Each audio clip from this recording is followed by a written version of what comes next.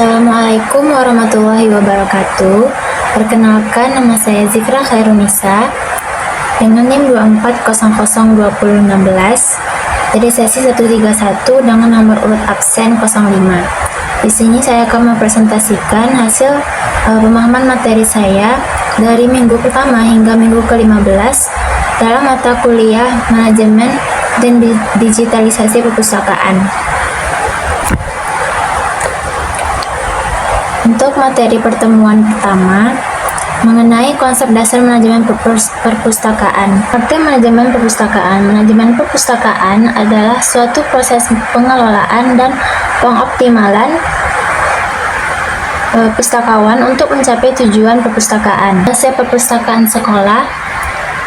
Perpustakaan sekolah adalah suatu unit kerja yang mengoleksi berbagai bahan pustaka yang berisi tentang berbagai sumber informasi yang berupa buku, ilmu pengetahuan lainnya sebagai sumber belajar warga sekolah. Kemudian fungsi dari perpustakaan sekolah ini yang pertama yaitu sumber informasi, di mana perpustakaan sekolah menyediakan akses ke berbagai jenis bahan pustaka yang membantu siswanya itu untuk dapat mendapatkan informasi yang diperlukan. Yang kedua itu sebagai pusat belajar. Nah, perpustakaan itu menjadi tempat yang kondusif untuk belajar bagi siswa dan guru, baik secara individu maupun dengan kelompok. Yang ketiga yaitu pengembangan minat dan baca. Pengembangan minat baca. Perpustakaan berperan penting dalam mengembangkan minat baca bagi siswanya. Kemudian, untuk mendukung kurikulum sekolah. Perpustakaan menyediakan bahan pustaka yang relevan dengan kurikulum sekolah sehingga mendukung pembelajaran di kelas. Kemudian jenis-jenis bahan pustaka. Yang pertama itu ada bahan pustaka cetak, dan yang kedua ada bahan pustaka non cetak. Jadi bahan pustaka cetak itu seperti buku, majalah, laporan, dan surat kabar. Kemudian untuk bahan pustaka non cetak itu dapat berupa video, kaset, dan piringan hitam. Kemudian manfaat perpustakaan sekolah, di mana perpustakaan sekolah ini bermanfaat untuk menanamkan kebiasaan belajar mandiri siswanya, yang akhirnya murid-muridnya itu dapat belajar secara mandiri. Kemudian yang kedua, meningkatkan pemahaman membaca siswa. Yang ketiga, membantu perkembangan kecepatan berbahasa siswanya. Dan yang terakhir itu membantu siswa mencari referensi yang tepat. Kemudian masuk ke aspek manajemen perpustakaan. Pertama itu ada perencanaan, di mana perencanaan itu merupakan perhitungan dan penentuan tentang apa yang akan dijalankan dalam mencapai tujuan tersebut. Tanpa adanya perencanaan yang memadai, maka tidak jelas tujuan yang akan dicapai. Yang kedua itu ada pengorganisasian. Pengorganisasian ini, suatu perpustakaan akan berjalan dengan baik dan lancar apabila sumber daya, prosedur, sumber dana, koordinasi, dan pengarahan pada langkah-langkah tertentu itu terkoordinir atau terjalan dengan secara baik. Dan yang ketiga yaitu ada penganggaran. Nah, penganggaran ini merupakan proses yang sangat penting dalam perpustakaan, di mana di sini dapat merencanakan kebutuhan keuangan dan mengalokasikan sumber daya secara efektif. Kemudian yang keempat itu aspek kepemimpinan. Kepemimpinan di perpustakaan itu bertujuan untuk membantu orang lain menjadi termotivasi dan mempertahankan serta meningkatkan motivasi di dalam diri mereka. Kemudian aspek kelima yaitu aspek pengawasan. Pengawasan perpustakaan ini bertujuan untuk agar pengguna perpustakaan dapat merasa nyaman saat berada di lingkungan perpustakaan. Kemudian yang terakhir yaitu aspek penilaian. Nah, aspek penilaian ini merupakan tindakan untuk menentukan kualitas kemajuan kegiatan yang berkaitan dengan pelaksanaan program layanan di perpustakaan. Kemudian materi di minggu kedua yaitu sejarah perpustakaan. Yang pertama ada sejarah perpustakaan dunia. Dari sejarah perpustakaan dunia ini ada 5 era atau 5 zaman. Yang pertama yaitu perpustakaan di zaman Mesir kuno. Nah, pada zaman Mesir kuno ini, perpustakaan merupakan salah satu perpustakaan tertua dalam sejarah manusia. Pada masa itu, perpustakaan itu digunakan untuk menyimpan buku-buku yang berisi teks-teks penting seperti teks-teks religi, filsafat, dan ilmu pengetahuan serta teknologi. Kemudian perpustakaan di zaman Yunani kuno. Perpustakaan zaman Yunani kuno ini dikenal sebagai institusi yang mempromosikan pendidikan dan ilmu pengetahuan. Namun banyak perpustakaan Yunani kuno ini yang hancur selama perang-perangan yang terjadi pada zaman itu, dan hanya sedikit catatan yang tersisa tentang koleksi dan organisasinya. Kemudian ada perpustakaan di zaman Romawi kuno. Perpustakaan zaman Romawi kuno ini digunakan untuk tempat belajar dan penelitian bagi ilmuwan, penulis, dan intelektual di seluruh dunia. Banyak buku yang diterbitkan di sini, termasuk buku-buku sejarah, filsafat, dan ilmu pengetahuan. Kemudian perpustakaan di zaman abad pertengahan. Perpustakaan abad pertengahan ini muncul di daerah Mesir, Mesopotamia, dan India. Pada abad keempat, perpustakaan mulai berkembang di wilayah Roma, di mana di era ini perpustakaan digunakan untuk menyimpan buku-buku yang dianggap penting oleh para pemimpin politik. Kemudian perpustakaan pada era modern, di mana perpustakaan pada era modern ini mulai diakui sebagai institusi penting dalam perkembangan pengetahuan, dan pada era modern ini perpustakaan juga menawarkan layanan seperti akses internet, layanan pemesanan buku online, dan aplikasi mobile untuk mempermudah proses peminjaman buku. Kemudian untuk sejarah perpustakaan di Indonesia, pertama itu tahun 400 Masehi, di mana sejarah perpustakaan Indonesia ini dimulai pada tahun 400-an Masehi, yang dimana saat itu lingga batu dengan tulisan pelawak ditemukan dari periode Kerajaan Kutai. Pulau Jawa, sejarah perpustakaan dimulai pada masa Kerajaan Mataram. Hal ini karena di kerajaan ini mulai dikenal pujangga keraton yang menulis berbagai karya sastra. Kemudian pada tahun 1624, berdasarkan sumber sekunder, perpustakaan paling awal berdiri adalah pada masa VOC, yaitu perpustakaan gereja di Batavia, atau kini itu disebut Kota Jakarta, yang dibangun sejak tahun 1624. Perpustakaan ini meminjamkan buku untuk perawat rumah sakit Batavia, bahkan peminjaman buku diperluas sampai Semarang dan Juwana, atau sekarang itu namanya Jawa Tengah. Kemudian pada tahun 1962, Lembaga Kebudayaan Indonesia diserahkan kepada Pemerintah Republik Indonesia dan namanya diubah menjadi Museum Pusat. Koleksi perpustakaannya menjadi bagian dari Museum Pusat itu dan dikenal dengan Perpustakaan Museum Pusat. Nama Museum Pusat ini kemudian berkembang dan berubah menjadi Museum Nasional, sedangkan perpustakaannya dikenal dengan Perpustakaan Museum Nasional. Pada tahun 1980, Perpustakaan Museum Nasional itu dilebur ke Pusat Pembinaan Perpustakaan. Perubahan ini terjadi lagi pada tahun 1989 ketika Pusat Pembinaan Perpustakaan dilebur sebagai bagian dari Perpustakaan Nasional Republik Indonesia. Kemudian perkembangan perpustakaan sekolah dan perpustakaan di perguruan tinggi. Perpustakaan di sekolah itu, pemerintah Hindia Belanda mendirikan Volksbibliotheek atau terjemahan dari Perpustakaan Rakyat. Perpustakaan rakyat ini artinya perpustakaan yang didirikan oleh Volkslecture, sedangkan pengelolaannya diserahkan kepada Volksschool. Perpustakaan ini melayani murid dan guru. Murid tidak dipungut biaya atau bayaran, sedangkan masyarakat umum itu dipungut bayaran untuk setiap buku yang dipinjamnya. Perkembangan perpustakaan di perguruan tinggi di Indonesia itu dimulai pada tahun 1920.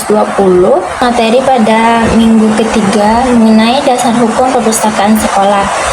Pertama yaitu menurut Undang-Undang Nomor 43 Tahun 2007, di mana dalam pasal 23 ayat 1 itu mengamanatkan bahwa setiap sekolah atau madrasah menyelenggarakan perpustakaan yang memenuhi standar nasional perpustakaan dengan memperhatikan standar nasional pendidikan.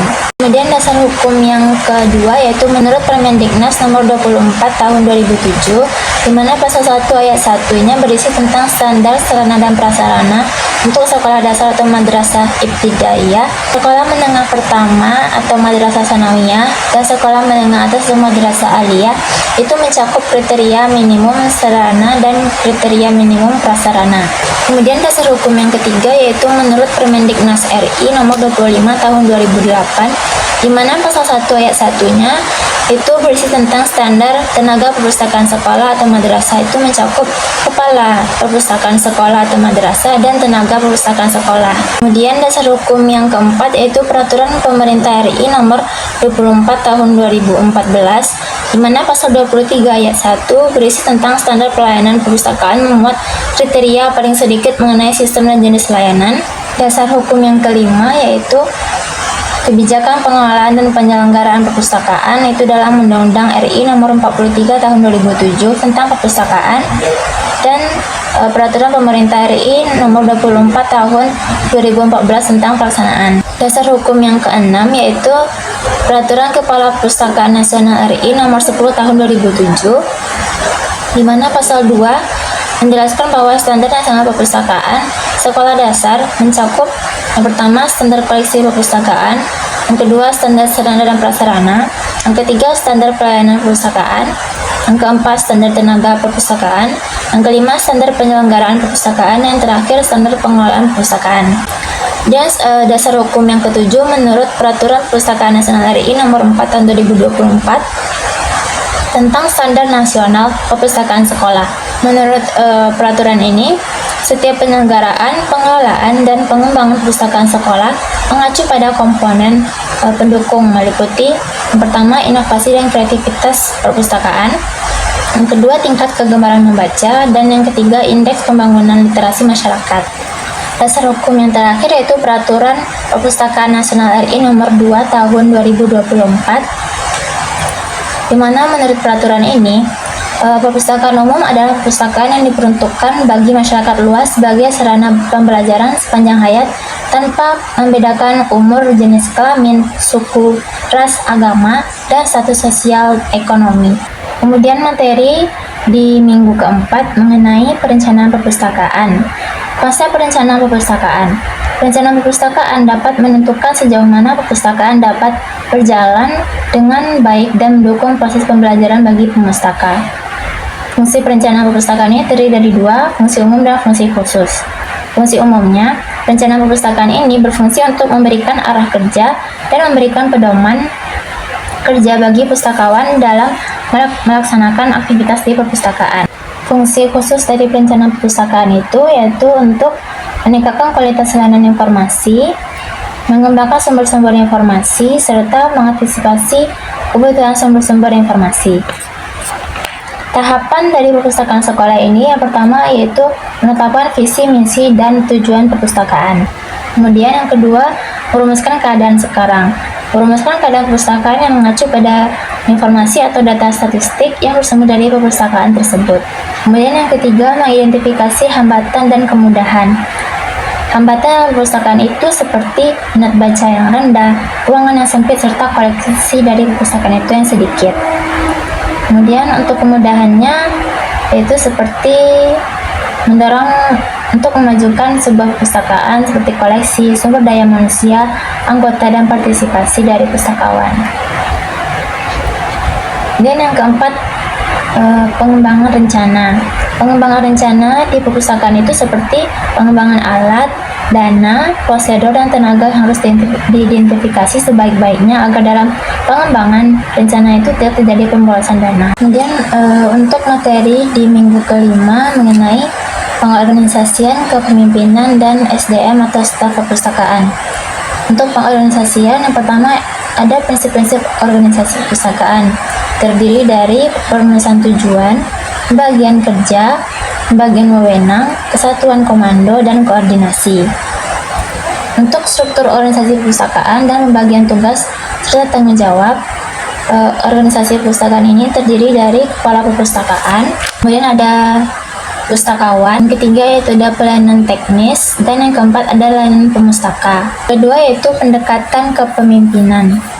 Yang pertama indikator kepemimpinan, di mana efektivitas dari perpustakaan itu dapat dilihat dari indikator yang dimiliki oleh pemimpinnya. Yang pertama yaitu ada kualitas pengarahan dan pengawasan, yang kedua peningkatan sumber daya manusia, yang ketiga kelancaran komunikasi pemimpin, dan yang keempat kemampuan pemimpin untuk mempengaruhi karyawan atau orang lain. Untuk pengangkatan kepemimpinan perpustakaan terdiri dari beberapa proses seperti seleksi internal, rekrutmen eksternal, dan penilaian fungsional. Dalam pengangkatan kepemimpinan itu harus berdasarkan pada aspek kualifikasi dan kompetensi serta kemampuan manajerial yang dimiliki oleh pemimpin. Untuk sumber daya manusia atau staf perpustakaan, yang pertama ada rekrutmen staf perpustakaan. Rekrutmen staf perpustakaan ini harus memenuhi beberapa syarat. Yang pertama, calon staf perpustakaan itu harus memiliki berijazah serendah-rendahnya itu D2, berijazah serendah-rendahnya S1, kemudian memiliki sertifikat pelatihan berbasis kompetensi pengelolaan perpustakaan, menguasai teknologi informasi dan media sosial, serta mampu berkomunikasi dengan baik.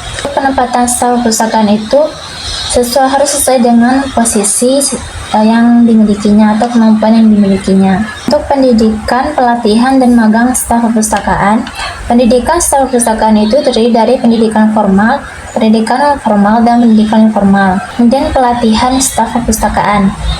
Nah, pelatihan ini dalam tingkat dasar di suatu industri perpustakaan seperti penyusunan dirak, pemasukan data, inventory, dan kegiatan peminjaman di perpustakaan.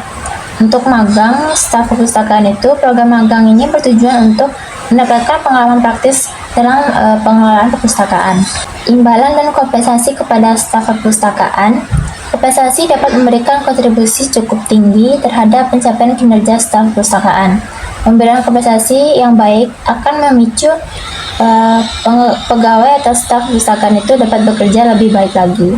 Pembinaan staf perpustakaan. Untuk membina staf perpustakaan ini dapat dilakukan dengan berbagai cara seperti membimbing untuk staf perpustakaan, mengadakan evaluasi dan monitoring terhadap pengelolaan staf, dan mengembangkan literasi informasi dari staf perpustakaan. Kemudian untuk sumber daya manusia perpustakaan digital terdiri dari database administrator, network administrator, sistem administrator, dan web designer.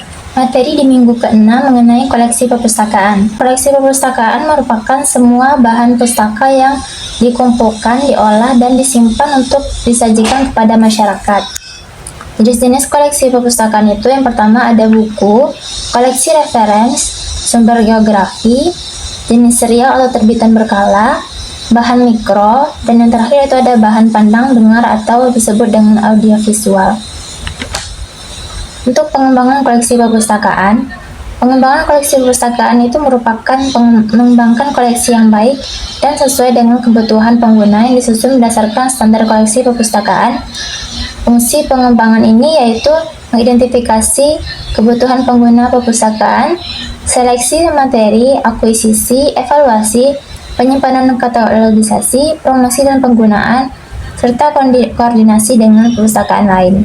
Materi minggu ke-7 yaitu mengenai klasifikasi perpustakaan. Arti dan tujuan klasifikasi perpustakaan. Klasifikasi perpustakaan ini merupakan penyusunan sistematik terhadap buku dan bahan pustaka lain atau katalog, dan juga entry index berdasarkan subjek dalam cara yang berguna bagi mereka yang membaca atau mencari informasi. Tujuan dari klasifikasi perpustakaan ini yang pertama yaitu untuk mengorganisasikan bahan pustaka, untuk menghasilkan urutan dan bahan pustaka. Yang ketiga, bahan pustaka mudah ditemukan. Dan yang keempat, bahan pustaka yang baru mudah disisipkan di antara bahan pustaka yang sudah dimiliki. Prinsip-prinsip pengklasifikasian yang pertama, pertimbangan keterpakaian. Apabila sebuah karya dapat diklasifikasikan dalam lebih dari 2 nomor dalam sebuah skema, perlu dipertimbangkan mana yang paling berguna bagi pengguna. Yang kedua, menentukan nomor klasifikasi. Nomor klasifikasi ini ditentukan berdasarkan subjek utama kelas dokumen, berdasarkan subjek, kemudian berdasarkan bentuk, dan kecuali dalam kesastraan, di mana bahasa dan bentuk sastra merupakan hal yang paling diutamakan. Juga gunakan nomor yang paling spesifik. Kelaskan sebuah karya dalam nomor yang paling spesifik, sehingga nomor yang dipilih bukan nomor yang tepat untuk subjek yang diolah. Yang keempat, jangan mengklasifikasikan hanya dari indeks. Sistem klasifikasi perpustakaan ada 3. Yang pertama, Dewey Decimal Classification atau DDC. Menurut Dewey Decimal Classification ini, klasifikasi dimulai dari koleksi utama, yang kemudian dibagi menjadi 10 kategori utama, termasuk ilmu pengetahuan sosial, matematika dan ilmu alam, serta teknologi.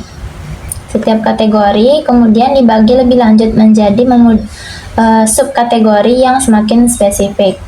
Kemudian yang kedua yaitu ada sistem Universal Decimal Classification atau UDC. Sistem ini mengorganisir pengetahuan ke dalam 10 kelas utama, dan setiap kelas kemudian dibagi menjadi bagian-bagian logis yang mencerminkan struktur hierarki subjek yang lebih kompleks. Sistem yang ketiga yaitu Library of Congress Classification atau LCC. Nah, LCC ini menggunakan kode huruf untuk mempresentasikan subjek tertentu, dan pengetahuan diorganisir ke dalam 21 kelas dasar. Masing-masing diidentifikasi oleh satu huruf dari alfabet.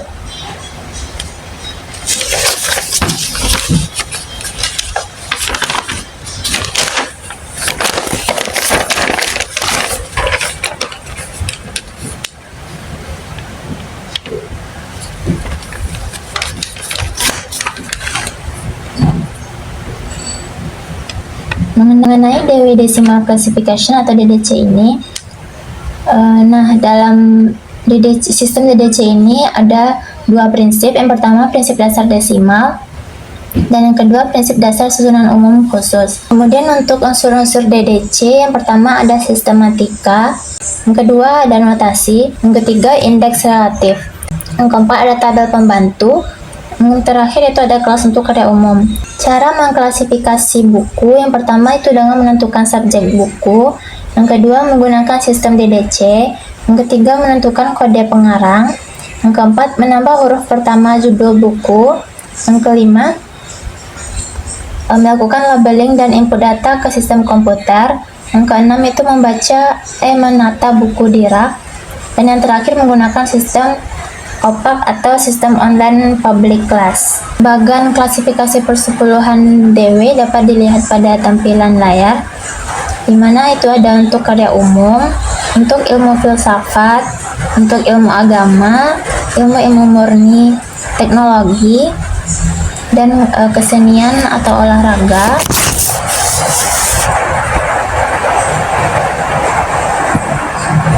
Kemudian ada juga untuk ilmu-ilmu sosial, untuk bahasa, kesusastraan, untuk fiksi dan geografi, dan juga sejarah. Materi minggu ke-9 yaitu katalogisasi perpustakaan. Katalogisasi perpustakaan adalah kegiatan mendeskripsikan bahan pustaka secara sistematis agar dapat dikenali, dicari, dan ditemukan kembali oleh pengguna melalui katalog. Fungsi katalogisasi perpustakaan itu yang pertama sebagai daftar inventaris bahan pustaka, yang kedua sebagai sarana temu balik bahan pustaka, dan yang ketiga sebagai suatu sistem komunikasi. Macam-macam katalogisasi ini, yang pertama ada katalog kartu. Katalog kartu ini biasanya terbuat dari kertas manila yang agak tebal daripada kertas HVS.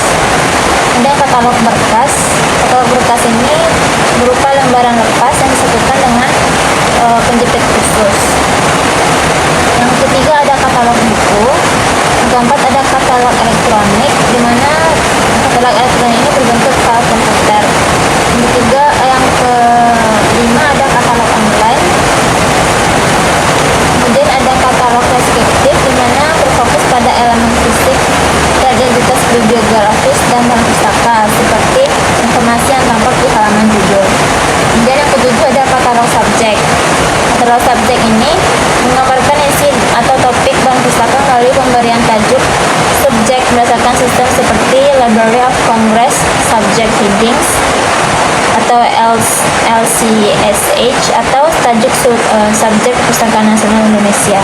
Tujuan dari katalogisasi perpustakaan ini yang pertama untuk memberikan kemudahan untuk menemukan bahan pustaka, yang kedua untuk membantu dalam pemulihan bahan pustaka. Prosedur pengkatalogisasi yang pertama itu menentukan tajuk entry utama dan entry tambahan, yang kedua menyusun deskripsi dari bibliografi, dan yang terakhir itu menentukan tajuk nama orang dan bahan korporasi. Materi minggu ke-10 mengenai pelayanan perpustakaan.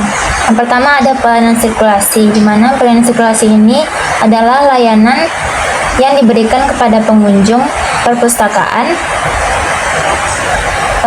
yang ingin meminjam dan mengembalikan buku. Yang kedua ada pelayanan referensi. Pelayanan referensi ini adalah salah satu kegiatan pokok perpustakaan yang dilakukan di perpustakaan untuk melayani atau menjanjikan koleksi referensi kepada para pemakai atau pengunjung perpustakaan. Kemudian ada pelayanan literasi informasi, di mana pelayanan literasi informasi ini merupakan pelayanan yang memberikan pemahaman kepada individu-individu yang berkepentingan tentang berbagai hal yang diperlukan untuk menjalani suatu tugas. Program-program teknis pelayanan perpustakaan itu yang pertama ada pengaturan wajib baca, di mana kegiatan wajib baca dirancang untuk membangun rutinitas membaca di kalangan peserta didik, contohnya membaca selama 10-15 menit sebelum jam pelajaran dimulai. Yang kedua ada pelaksanaan pelatihan tentang perpustakaan. Kegiatannya mencakup pembelajaran mengenai cara menggunakan katalog daring, menemukan sumber digital, dan mengelola koleksi dengan baik. Ketiga, program pembinaan pemustaka. Program ini bertujuan untuk membentuk pemustaka yang mandiri, aktif, dan memiliki rasa tanggung jawab terhadap fasilitas perpustakaan.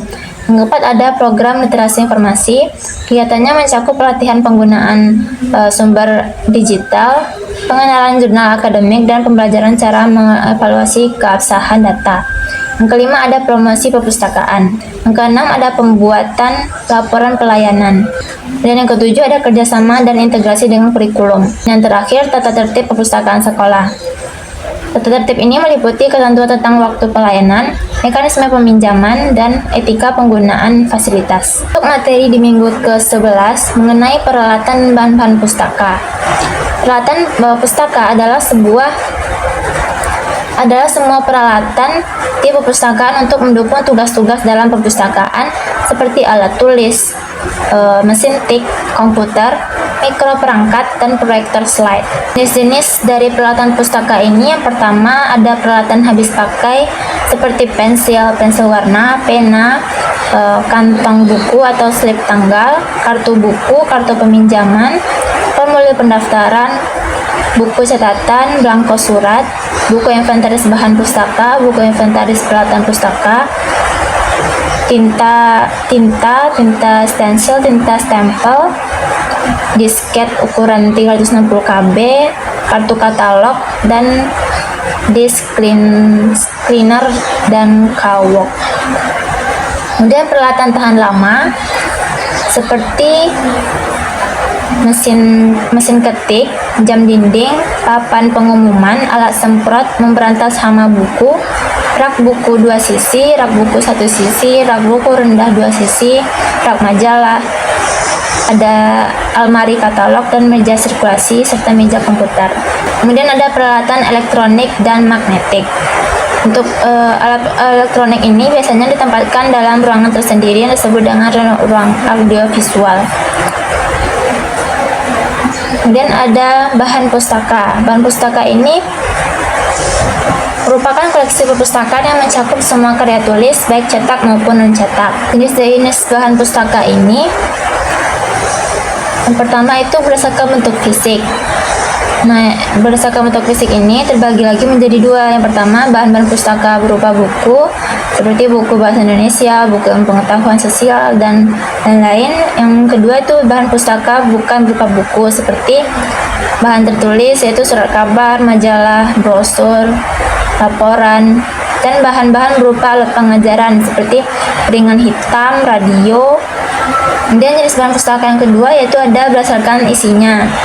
Pertama, ada bahan pustaka fiksi berupa buku cerita anak, cerpen, novel. Yang kedua, bahan pustaka non-fiksi seperti buku referensi, kamus, biografi, ensiklopedia. Kemudian, di dalam bahan pustaka ini juga terdapat kerusakan. Nah, kerusakan ini dapat disebabkan oleh beberapa faktor. Untuk faktor internal seperti kertas, tinta, dan perekat. Untuk kertas ini biasanya proses pembuatan kertas itu dilakukan secara mekanik dan kimiawi. Nah, kandungan asam di dalam kertas tersebut mempercepat kerusakan dari kertas. Kedua itu tinta. Bahan dasar tinta yang mengandung ferrosulfat yang teroksidasi menjadi sulfurik dapat membakar image pada kertas atau gambar pada kertas. Yang ketiga ada perekat. Bahan dasar perekat yang banyak disukai oleh serangga atau binatang pengerat ini dapat menyebabkan kerusakan pada bahan pustaka. Kemudian untuk faktor eksternalnya dapat berasal dari lingkungan dan manusia. Materi minggu ke-12 yaitu mengenai perlengkapan dan tata ruang perpustakaan sekolah. Konsep tata ruang perpustakaan. Tata ruang perpustakaan merupakan penataan atau penyusunan segala fasilitas perpustakaan di ruang atau gedung yang tersedia. Tujuan dari penataan ruang ini yaitu yang pertama untuk memperlancar proses pekerjaan yang sedang dikerjakan oleh petugas perpustakaan. Yang kedua, meningkatkan kualitas layanan perpustakaan. Dan yang ketiga, menciptakan suasana yang menyenangkan bagi pengunjung perpustakaan. Standar tata ruang perpustakaan ini, yang pertama itu ada gedung atau ruang perpustakaan di mana luas bangunan paling sedikit itu 200 meter persegi. Yang kedua, lantai bangunan yang digunakan untuk penempatan koleksi harus memenuhi persyaratan konstruksi. Yang ketiga, luas ruang perpustakaan SD atau MI itu paling sedikit sama dengan luas satu ruang kelas, dan perpustakaan SD itu paling sedikit menyediakan ruang untuk area koleksi. Luas ruang perpustakaan SMP paling sedikit sama dengan luas satu ruang kelas, dan luas ruang perpustakaan SMA paling sedikit sama dengan luas satu ruang kelas juga. Kemudian ada pencahayaan, di mana pencahayaan minimum yang diperlukan untuk ruang perpustakaan itu adalah sekitar 200 lux. Yang ketiga yaitu ada pengudaraan. Ruang perpustakaan itu memiliki suhu ruang berkisar 20-24 derajat Celcius dan kelembapan berkisar 40-60%. Untuk warna dipilih harus sesuai dengan jiwa pengguna perpustakaan, menggunakan warna-warna yang netral seperti putih dan krem. Untuk lantai perpustakaan itu, permukaan lantai harus kuat sehingga mampu memikul banyaknya perabotan yang ada di perpustakaan. Untuk ruang koleksi, area koleksi seluas 30% itu terdiri dari ruang koleksi buku, ruang multimedia, ruang koleksi reference, ruang koleksi majalah ilmiah, dan ruang koleksi karya ilmiah. Untuk ruang pemustaka itu seluas 45% yang terdiri dari ruang baca dengan meja baca berpenyekat, ruang baca khusus, ruang penelusuran informasi internet, dan ruang diskusi. Untuk ruang staf perpustakaan itu seluas 25% terdiri dari ruang pimpinan, ruang tamu, ruang akuisisi, ruang pelestarian bahan pustaka, ruang komputer, dan ruang pertemuan. Untuk materi di minggu ke-13 itu mengenai konsep dasar dan komponen perpustakaan elektronik. Perpustakaan elektronik ini merupakan perpustakaan yang menyimpan data, baik itu buku, gambar, suara, dan bentuk elektronik, dan mendistribusikannya menggunakan protokol elektronik melalui jaringan komputer. Karakteristik dari perpustakaan elektronik ini atau e-library ini yang pertama yaitu akses terhadap perpustakaan tidak dibatasi oleh ruang dan waktu. Yang kedua, koleksi dapat berbentuk teks, gambar, atau suara. Yang ketiga, memiliki jaringan. Dan karakteristik yang terakhir itu pengguna informasi elektronik akan terus meningkat. Perpustakaan elektronik untuk pendidikan. Nah, peran dari perpustakaan elektronik ini untuk pendidikan itu pertama, akses informasi yang tidak terbatas. Yang kedua, pembelajaran kolaboratif itu dan interaktif. Dan yang ketiga, mendukung kurikulum serta pengajaran kontemporer. Dan yang terakhir itu pembelajaran personalisasi dapat meningkat. Perlunya pengembangan perpustakaan elektronik atau e-library. Upaya penting dalam meningkatkan layanan informasi kepada pengguna ini perlu dikembangkan atau ditingkatkan. Untuk implementasi perpustakaan elektronik atau e-library, pertama dapat dengan menyebarluaskan karya-karya ilmiah yang dimiliki sivitas akademika secara online. Yang kedua dapat dilakukan dengan membangun kerjasama dengan lembaga-lembaga penelitian.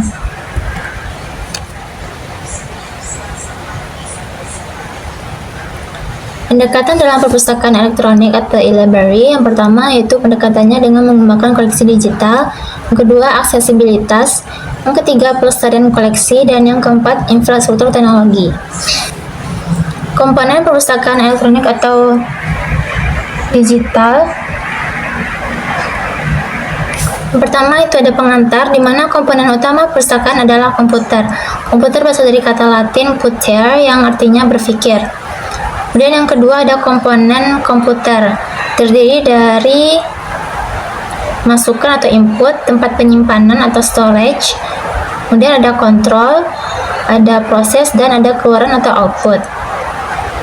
Kemudian untuk arsitektur komputer atau CPU ini berfungsi mengontrol semua unit dalam komputer dan mentransformasi input menjadi output. Arsitektur komputer ini dapat terdiri dari primary storage, control unit, dan arithmetic dan logic unit atau ALU. Kemudian komponen teknis perpustakaan elektronik.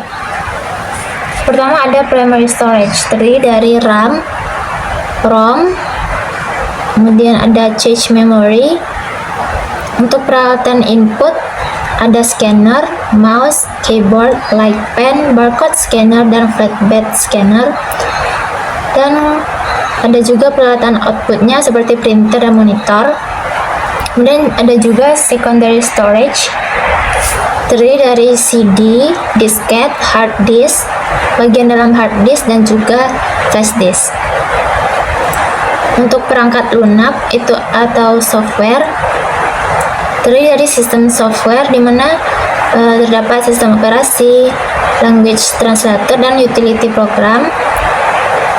Dan juga ada application software, di mana application software ini berfungsi untuk memproses suatu jenis pekerjaan tertentu seperti AutoCAD, CDS, atau ISIS. Untuk format dokumen elektronik ini terdiri dari rich text format untuk teks yang ekstensi RTF, format teks murni dengan ekstensi TXT, format dokumen Microsoft Word dengan ekstensi Doc untuk versi 2003 dan DocX untuk versi 2007 ke atas. Ada format dokumen spreadsheet dari Microsoft Word dengan ekstensi XLS untuk versi 2003 dan XLSX untuk versi 2007 ke atas. Ada juga format dokumen presentasi dari Microsoft Word dengan ekstensi PPT. Dan ada format gambar dengan ekstensi GIF, format gambar dengan ekstensi JPG, dan format dokumen portable dengan ekstensi PDF.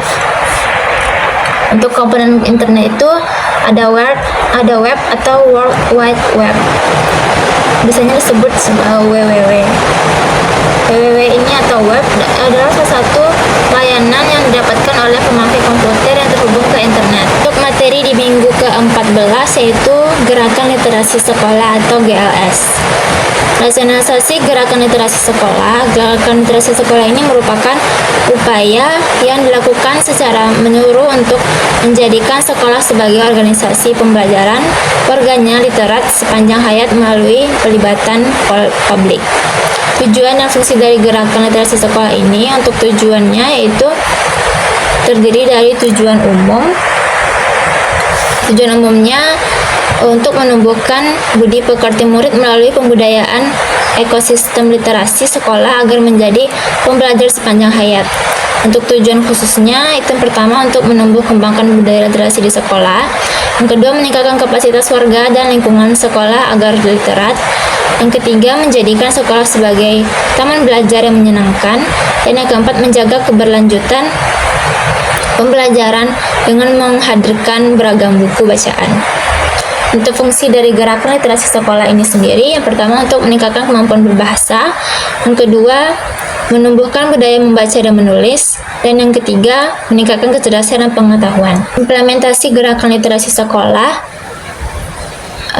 ada beberapa tahapan dari implementasi Gerakan Literasi Sekolah ini. Pertama yaitu ada pembiasaan, di mana membiasakan warga sekolah membaca buku selama 15 menit setiap hari sebelum pelajaran dimulai. Yang kedua ada pengembangan minat baca seperti menulis sinopsis, berdiskusi mengenai buku yang telah dibaca, dan mengunjungi kunjungan wajib ke perpustakaan. Kemudian yang ketiga ada pembelajaran. Pelaksanaan pembelajaran berbasis literasi ini mendukung pelaksanaan kurikulum 2013 untuk refleksi kegerakan literasi sekolah bagi penguatan literasi dan numerasi serta peningkatan mutu pendidikan pada satuan pendidikan sekolah dasar. Yang pertama yaitu ada evaluasi program inti. Evaluasi program inti ini mengukur keberhasilan program membaca 15 menit tersebut sebelum pelajaran dan seberapa efektifnya dalam membangun minat baca siswa.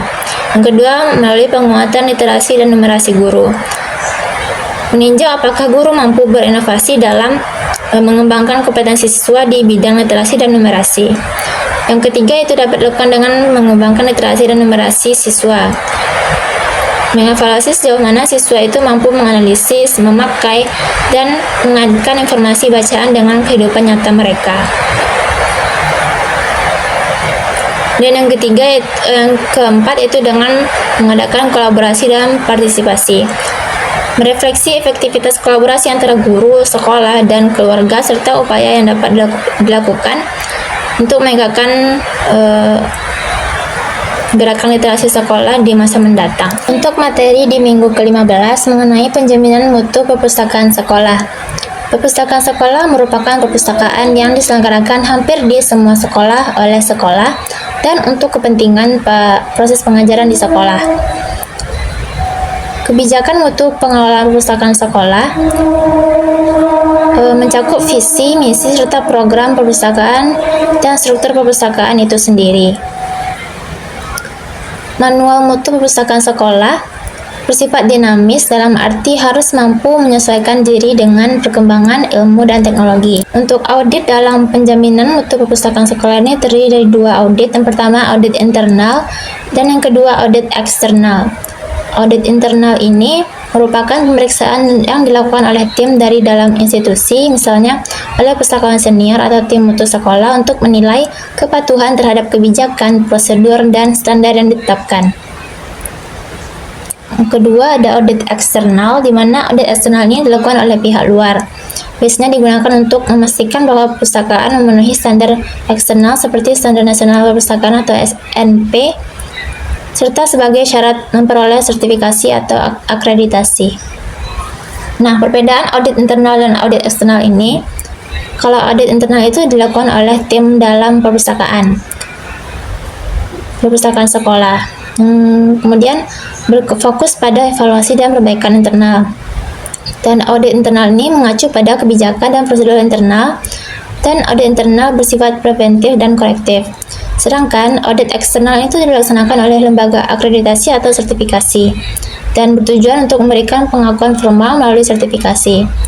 Audit eksternal itu menggunakan standar nasional maupun internasional seperti SNP dan bersifat formal, objektif, serta evaluatif. Baik, sekian saja pemaparan hasil pemahaman materi saya dari mata kuliah manajemen dan digitalisasi perpustakaan dari pertemuan pertama hingga pertemuan ke-15.